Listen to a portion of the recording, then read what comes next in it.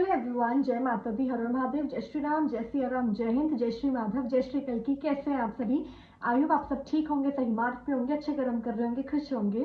तो आज का जो टॉपिक है वो बहुत इंटेंस है, एक तो ठीक है, और दूसरा बहुत इंपॉर्टेंट है।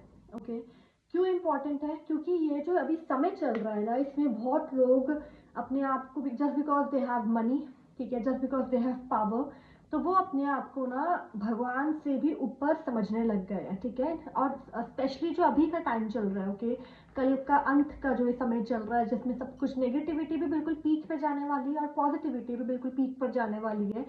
तो नेगेटिविटी में हम लोग हमेशा कहते हैं कि क्या क्या इमोशंस आते हैं ना, कहते हैं कि एक तो घमंड है ना, लस्ट, और मैं तो ये भी कहती हूँ कि अगर आप नॉनवेज खाते हो तो वो भी, okay, because consuming someone, consuming a living being, ठीक है, जो जिंदा था उसको काट कर खा रहे हो आप just because you want to eat it, तो वो भी नेगेटिविटी का ही एक मैं कहूँगी पार्ट है। ओके, बहुत सारे ऐसे ट्रेट्स हैं जो हमें सिखाए गए, हमारे ग्रंथों में लिखे गए है, इसको आप जल्द से जल्द काबू कर लो, जल्द से जल्द कंट्रोल कर लो तो वही सही रहेगा। जैसे जेलिसी होती है, इनसिक्योरिटी होती है, लस्ट होता है, गुस्सा होता है ना। और आपकी जो कुछ कुछ आदतें हैं, जैसे कि अगर आपको नॉनवेज कंज्यूम करना ज़्यादा अच्छा लगता है तो वो आप चेंज करिए, है ना। तो कुछ ये है ना, हमारे ग्रंथों में ये लिखा है, ये मैं नहीं कह रही हूँ, हमारे ग्रंथों में लिखा है। हमारे 4 युग है, सतयुग, त्रेता युग, द्वापर युग एंड कलयुग। कलयुग का जो ये अभी समय चल रहा है ये खत्म है ऑलमोस्ट। मैं अपनी बहुत सारी वीडियोस में बता चुकी हूँ कि समाप्त हो चुका है, कलयुग खत्म हो चुका है। मैं अब उसमें ज़्यादा ब्रीफली बात नहीं करूंगी क्योंकि हमारा टॉपिक कुछ और है। अगर आपको इस बारे में पूरा ब्रीफली जानना है तो आप मेरी पहले की वीडियोस में जाकर देख सकते हो। ओके, तो यस, जो हम बात करने वाले हैं कर्म। ओके, कर्म क्या है, कर्म हमें क्या सिखाता है और अच्छे कर्म करना क्यों ज़रूरी होता है, वो हम बात करेंगे। ओके, तो कर्म मतलब कुछ भी ऐसा जो आपके पास, आपको पता है, नहीं पता है, लेकिन लौट कर ज़रूर आएगा, ठीक है। कर्म मैं ये बोलना चाहूँगी कि अगर आपने अभी अच्छा कर्म किया है तो आपको नहीं पता चलेगा, you will not know, but आपका वो अच्छा कर्म आपके पास ज़रूर 100 नहीं, 1000 नहीं, ना जाने कितना ही परसेंट मैं आपको बोलूँ कि ज़रूर वो लौट कर आएगा, ज़रूर लौट कर आएगा।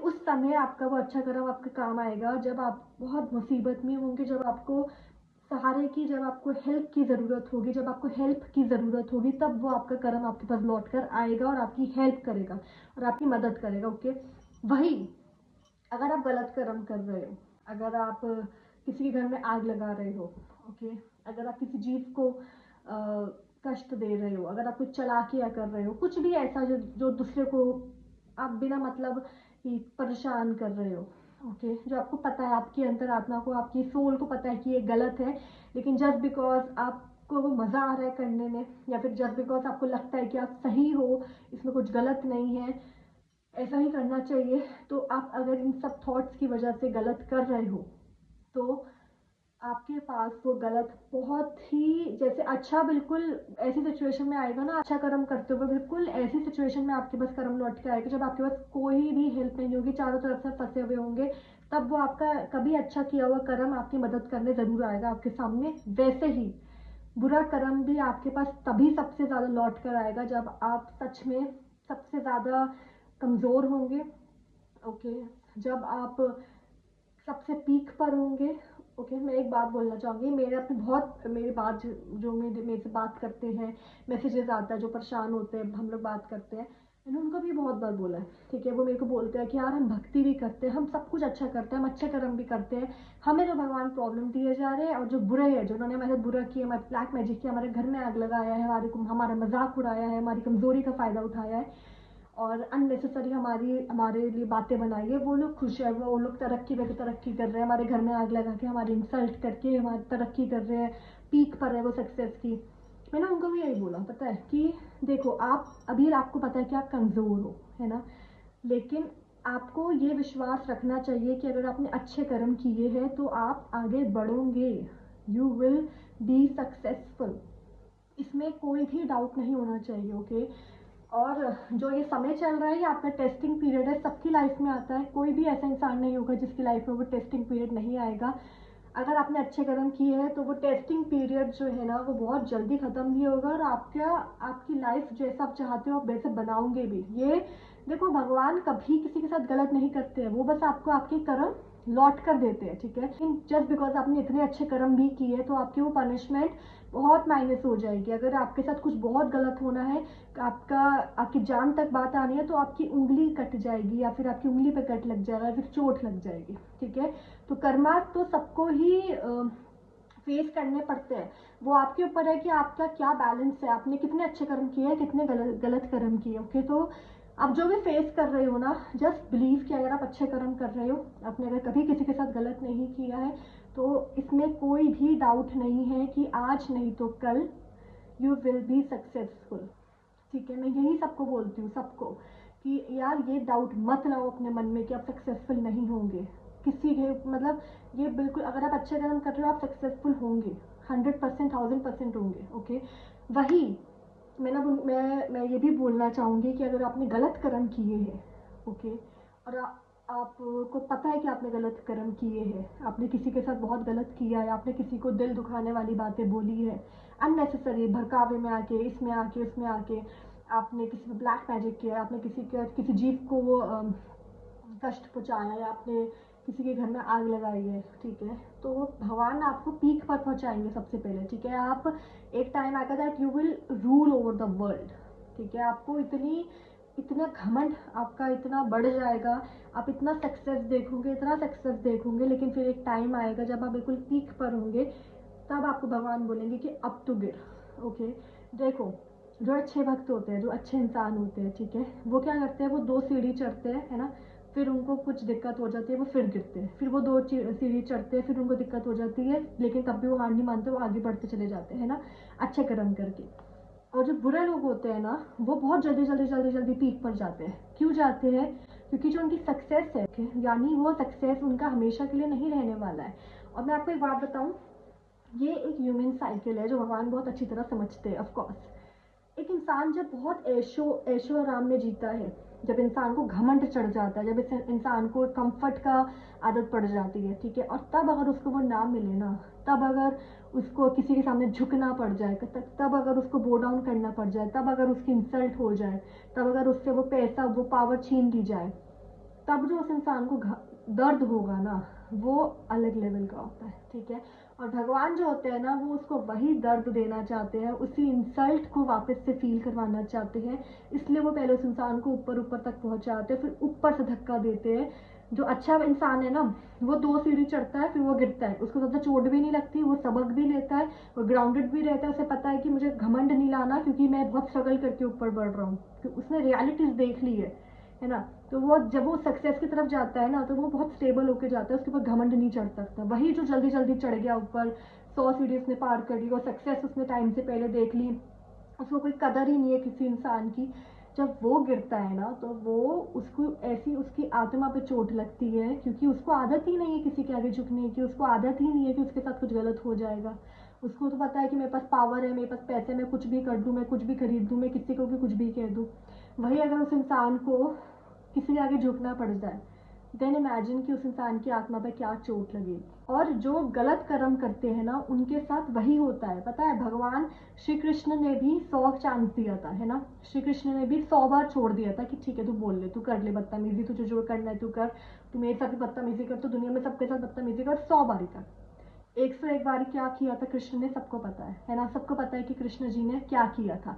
तो वही एक कॉन्सेप्ट है कि भगवान जो है ना, वो बहुत चांसेस देते हैं, बहुत चांसेस, ताकि जब वो तुम्हारे कर्मों के साथ खेले ना, जब वो तुम्हारी पनिशमेंट्स दे, तो तुम किसी भी तरह से ना मुंह खोलने काबिल ना रहो उनके आगे। भगवान तुम्हें बहुत माफ़ करेंगे।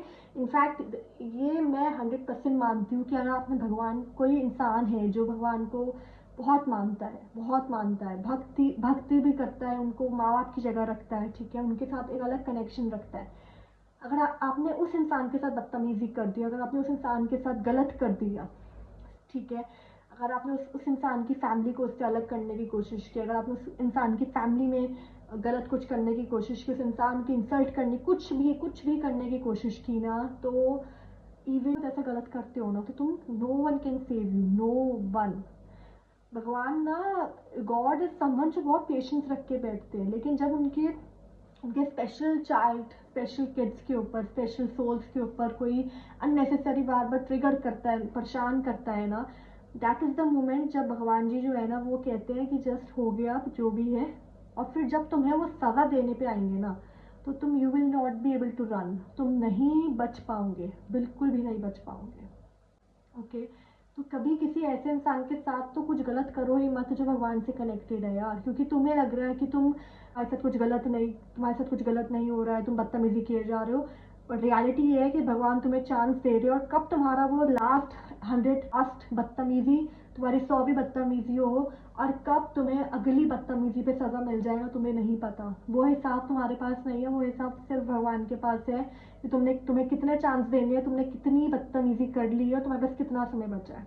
Okay Karma always returns, always. कर्म मदर नेचर वो कभी माफ़ नहीं करती, भगवान मदर नेचर प्रकृति कभी माफ़ नहीं करती यार, कभी भी नहीं। मैंने ना लिटरली मैंने कुल ख़त्म होते हुए देखी है, कुल लिटरली मैं आई एम टेलिंग यू, मैंने ऐसे ऐसे लोगों की बर्बादी देखी है ना जो एक टाइम पे they were ruling over the world, they were living like king and queens. मैंने ऐसे लोगों की बर्बादी होते हुए देखी है जस्ट बिकॉज कि उन्होंने बदतमीजी की, उन्होंने अपने कर्मों को नहीं समझा, उन्होंने गलत कर्म किया, जब फाइनली कर्म हिट बैक हुए तो दे वर नॉट स्ट्रॉन्ग इनफ कि वो उसको झेल पाए। ओके और इसको ही समझाने के लिए और ज़्यादा स्ट्रांगली समझने के लिए, समझाने के लिए मैं 2 स्टोरीज़ लाई हूँ, रियल स्टोरीज़ है बिल्कुल। हम वो 2 स्टोरीज़ डिस्कस करते हैं, इससे हमारे दिमाग में ना और ज़्यादा क्लियरली ये कर्मा, लॉ ऑफ कर्मा बैठेगा। ओके हमें समझ में आएगा। ये पहली स्टोरी है एक फैमिली की। हुआ क्या, उस फैमिली में ना अंकल आंटी, फादर मदर, उनके 2 बच्चे, लड़का लड़की, और एक ग्रैंड मदर, यानी जो फादर थे उनकी मदर, ग्रैंड मदर, दादी, सब रहते थे एक ही घर में। ओके व्हाट हैपेंड, एक दिन घर के बाहर फादर गए तो उन्होंने देखा कि there is this pregnant dog, pregnant bitch, और वो बेबीज देने वाली है। ठीक है तो फर्स्ट ऑफ ऑल जैसे उस आदमी ने देखा कि ये डॉगी है, she is about to give a birth, उस टाइम पे लाइक आप खुद सोचो कि देयर दिस एनिमल जो बर्थ देने वाली, जिसको पेन हो रहा है, वो लेबर में है, उसको बैठने नहीं दिया घर के सामने। वो जैसे ही बैठने के लिए, और इनफैक्ट उनके घर के सामने बैठ भी नहीं रही थी, साइड में बैठ रही थी, तो वो जैसे ही बैठने आई मुश्किल से, उसको भगा दिया। ओके बहुत गंदी तरह पत्थर मारा, जो भी किया, उसको भगा दिया। ओके एंड देन वो अंदर आते हैं अपने घर में, अपनी वाइफ को बोलते हैं कि देखो गली में इतने कुत्ते हो गए हैं, बच्चे देती रहती हैं ये वो। तो उसकी वाइफ ने बोला कि इनका कुछ करना पड़ेगा और इनको हटाना पड़ेगा, गली में गंदगी कर देते हैं, भौंकते हैं, डिस्टर्ब करते हैं, रात को सोने नहीं देते, भौंकते, ये सब वो लेडी ने बोलना शुरू कर दिया। ठीक है अब उस डॉगी ने बेबीज दिए, पपीज दिए। ठीक है रात को जब एवरीवन वाज स्लीपिंग, रात को वो दोनों हस्बैंड वाइफ जाते हैं और वो दोनों हस्बैंड वाइफ उसके पपीज पर वो आग लगा देते हैं। ठीक है उन पपीज को वो जिंदा जला देते हैं। ठीक है और जलाकर वापस अंदर चले जाते हैं। अब ये जो था कि ऐसा कुछ ये लोग करने वाले हैं, ये दादी को नहीं पता था। ओके तो जब वो जलाकर अंदर आ रहे तो दादी ने पूछा कि यार तुम कहाँ गए थे, क्या किया, तो बोले, बहुत ही प्राउडली उन दोनों ने बोला कि हम बाहर कुत्ते के बच्चे दिए थे, हमने जला दिया, अब काम खत्म, ये सब उन्होंने बोला। ठीक है दैट वॉज द मोमेंट जब उनकी दादी ने उनके ऊपर बहुत चिल्लाया that you are not suppose to do this, तुमने ये कैसे किया, क्यों किया, तुम कौन होते हो, इतना दर्द देगा इन और। उतनी देर में बाहर से थोड़ा शोर शराबे की आवाज़ आती है। क्यों, बिकॉज जैसे वो जब पपीज़ को जलाया दैट टाइम उनकी मदर वहाँ पे नहीं थी, वो कहीं गई होगी खाना ढूंढने कुछ भी, तो वो पपीज़ वहाँ पे थे। उतनी देर में उनकी माँ, उनकी जो बिच थी, वो वापस आ जाती है, वो देख लेते कि उसके बच्चे के साथ क्या क्या किया है, कि उसके बच्चे जिंदा जल रहे हैं। उस टाइम पे वो थोड़ा एग्रेसिव हो गई एंड शी स्टार्टेड बार्किंग, बहुत तेज तेज भागना, उसने भौंकना शुरू कर दिया।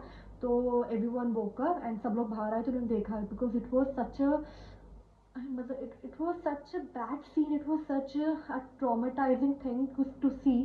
सबने देखा कि क्या हुआ है, तो उन्होंने बोला कि हाँ हमने किया है, और भौंक रहे थे, भौंकते हैं, कुत्ते के बच्चे नॉल रोते हैं, शोर मचाते हैं, तो सबने बोला कि आपने ऐसा क्यों किया नॉल, तो हम रिपोर्ट करवाएंगे। तो वही मोहल्लेदार की बात होती है, छोड़ दो, ऐसे थोड़ी होता है, अपने रिलेशन थोड़ा खराब करोगे। इन सब में वो सब बातें, वो सब पूरी बात इंसिडेंट आया गया हो गया। ओके देन आफ्टर 2-3 days वो जो बिच थी उसने भी, because of the trauma, because of the सोरो दिन आया, उसमें वो आदमी के बच्चे स्कूल से आए, लड़का लड़की, और बाहर देवर प्लेइंग। ओके, उन पपीज को जलाया था उसी जगह पे, that place only, both of the kids, दोनों बच्चे देवर प्लेइंग। आउट ऑफ नोवेयर एक कार आती है और दोनों को कुचल के चली जाती है। शोर मचता है कि क्या हो गया क्या हो गया, बच्चे गाड़ी के नीचे आ गए और वो गाड़ी वाला भाग जाता है। तो वो जो आई गई बात हो गई कि गाड़ी वाला भाग गया। ठीक है, गाड़ी वाला भाग गया। अब सबका ध्यान बच्चों की तरफ था, उसकी तरफ तो कौन ही ध्यान दे, पहले बच्चों को देखना है। उसकी मदर को बुलाया गया, मदर आई, उसने अपने हस्बैंड को कॉल किया कि ऐसे ऐसे हो गया है, दोनों बच्चों को लेकर भागे हॉस्पिटल। ठीक है, अब जो डॉक्टर थे, डॉक्टर ने जवाब दे दिया कि they will not be able to survive, उनके पास ज़्यादा समय है ही नहीं, and they will not be able to survive. ठीक है, फिर भी इलाज हुआ, ये हुआ। तब ना जो दादी थी, शी सेड कि you are a mother and तुमने भी नहीं अपने हस्बैंड को रोका। वो जो डॉगी थी, वो जो बिच थी, उस बिच ने अपने बच्चों को अपने सामने मरते हुए देखा है, और अब तुम अपने बच्चों को अपने सामने मरते हुए देख रहे हो। दैट वॉज द टाइम जब उस औरत को सच्ची में क्लिक हुआ कि यार गलती हो गई, बहुत गलत कर्म हो गया, बहुत बुरा कर्म हो गया, बच्चे मर रहे हैं, पति ने भी, मैंने भी बहुत गलत कर्म कर दिया।